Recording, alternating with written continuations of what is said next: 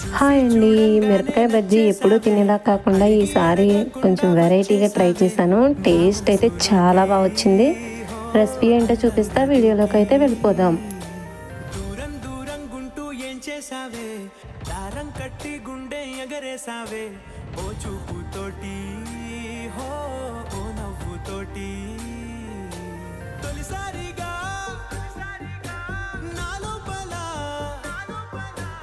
ఏమయ్యిందో తెలిసేదేలా. నా చిలిపి ఎల్లర్లు నా చిన్ని సరదాలు నీలోను చూశానులే. నీ వంక చూస్తుంటే అద్దంలో నన్నేను చూస్తున్నా.